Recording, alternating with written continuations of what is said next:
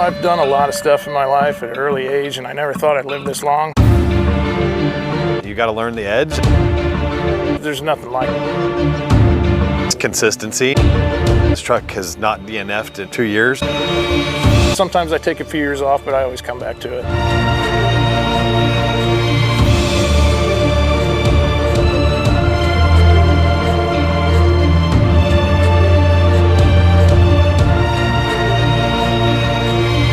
Came across Trophylite in, I believe it was a Race Desert ad, and then started doing some research on them and thought, you know, that's the way to go. It's not a wallet race.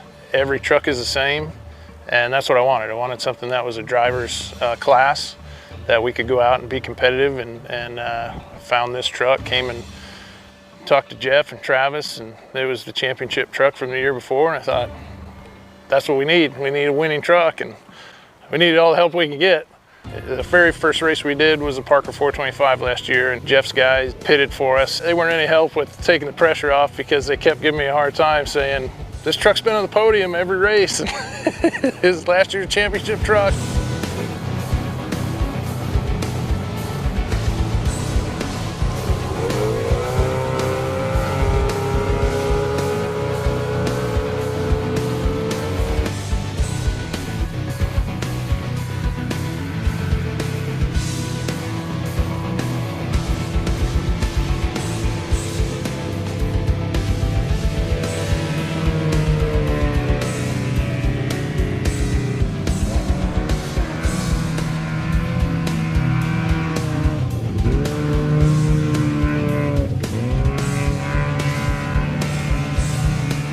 Was used to a four-wheel drive car, and like, man, this thing's just bogging down, and then we got in the first pit, and I talked to Jeff, and he said, well, wring its neck, you got to drive it harder. So we did, and we went out, and I think we made up 20 minutes on the second lap.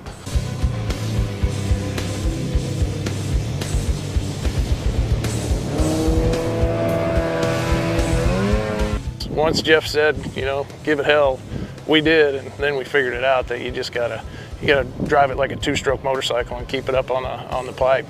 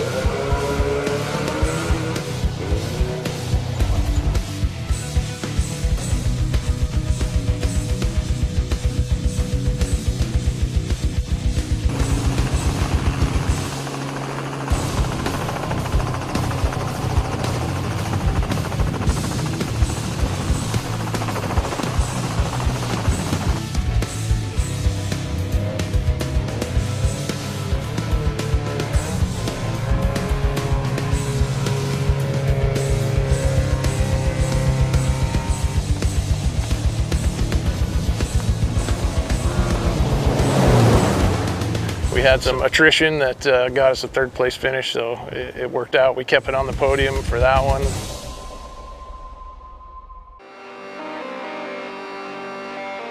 Silver State was warm, to say the least. It was hot. I don't do well in the heat.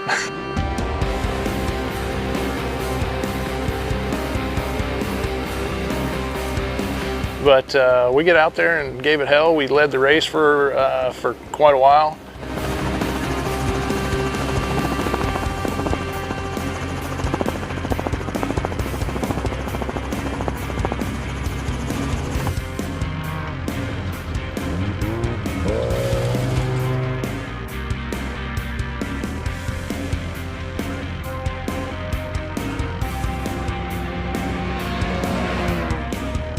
We ended up getting caught in the pits. We had some new green guys doing our pit work for us, and they struggled on a few things, and we ended up getting caught at, I think it was pit 2, and then got caught again at pit 3.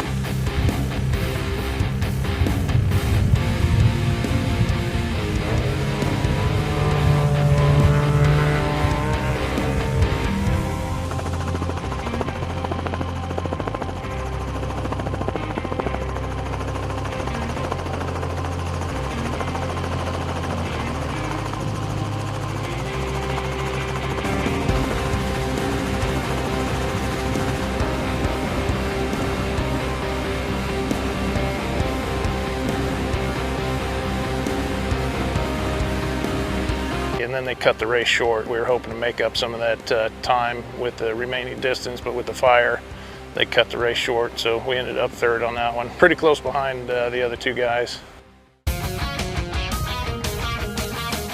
It was definitely hot, but hit the start line.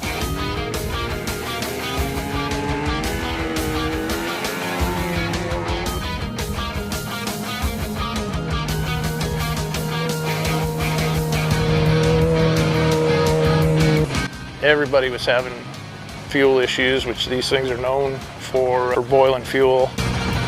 We have never once had a problem with vapor lock in our truck. It's set up to, we've got a couple tricks to keep that from happening. Got out front pretty early on and ended up losing a fuel pickup line. And then we're able to press on, got stuck in the silt at pit 1.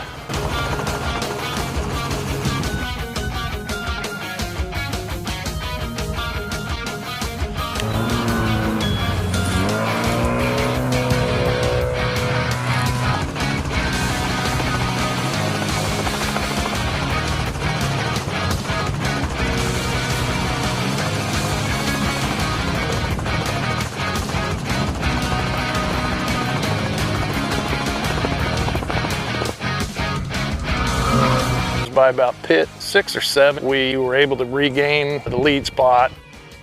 Within 2 miles of taking the lead from Schmoozer, we got a flat. Finally got that changed.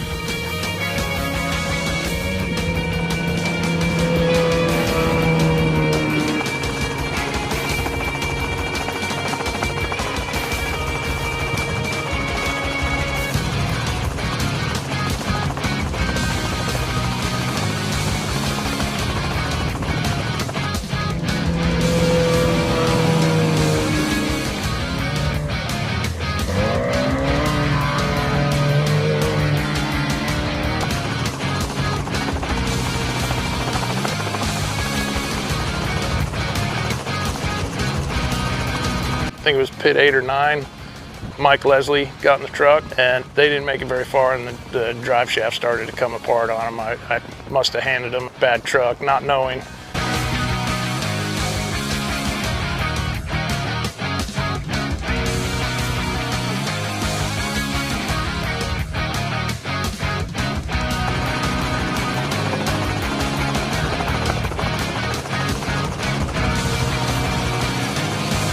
They were able to limp it around. We got the drive shaft cobbled back together, and they were able to bring it in for a finish. They couldn't go very fast, had a little vibration, and we wanted to make sure we made it to the finish line.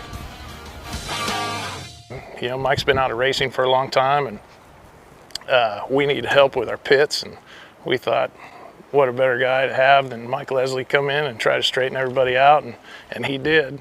I don't think everybody really appreciated it, but that's the deal, you know. The guy's no nonsense and he knows what he's doing, and it's like he never quit racing, and was right in there and really helped out our program quite a bit.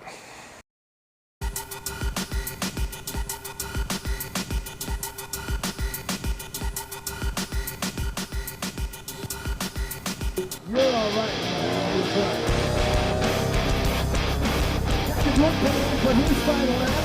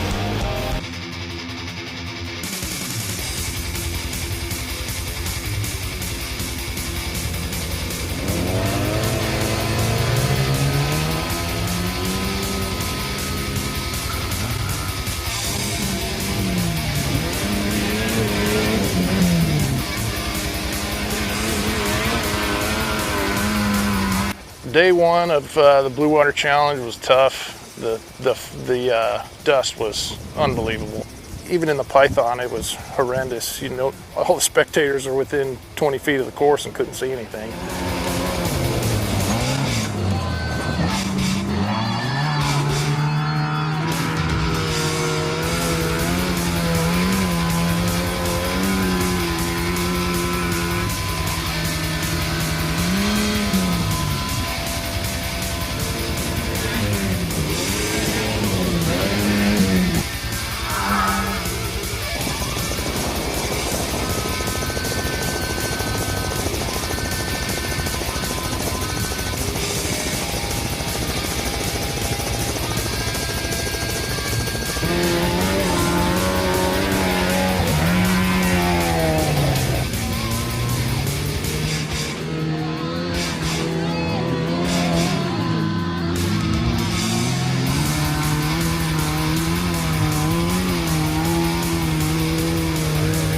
Lap one, we dropped into the wash and got in the dust. Couldn't see anything. We came to a halt. Once the dust cleared, there were 3 other trucks parked right in front of us and next to us, and everybody was stuck.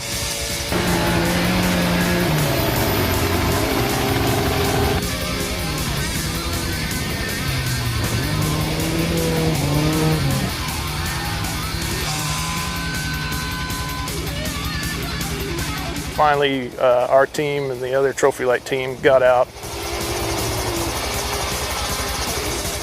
Unfortunately, because of being stuck, we got Grand Prix'd. Some of the faster guys were able to finish before we got to start lap 3.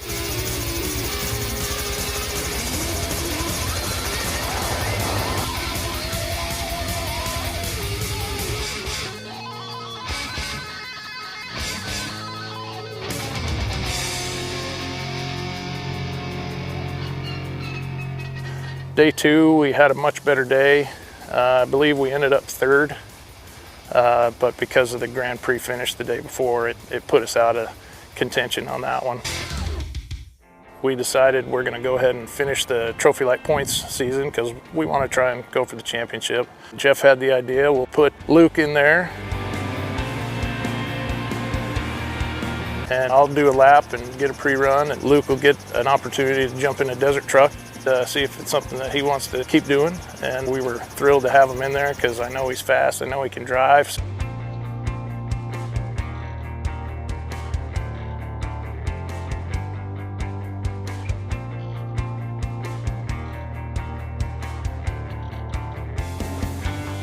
Part of the deal for Luke to get into the Trophylite and race it was he had to prep it, and he did. He prepped every bit of it and got to learn the truck in the process. That way he would be a lot more comfortable out on the course if he had any problem and would know how to fix them.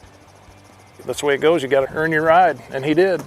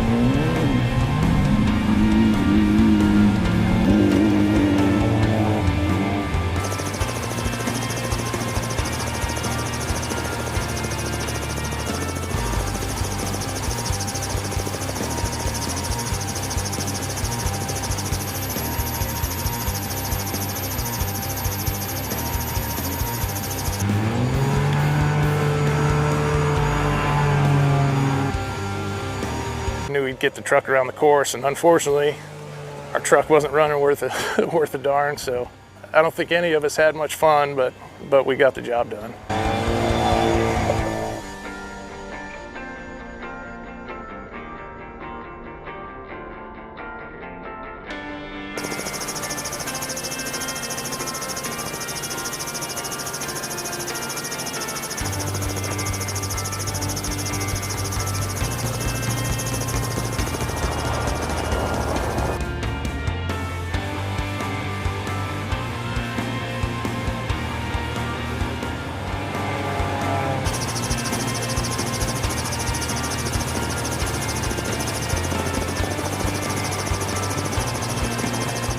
kind of accepted the fact that we were out, and I was happy that for Schmoozers, thinking they had won the championship, because they're a great team and just nice guys. And like I said, they've been doing great all year. Us in the Desert put up their race recap on Instagram, and it listed, you know, the winners, and then they went on to talk about the 2020 championship, and our name was on the top of the list. But yeah, it was a nice surprise to finally get something other than third.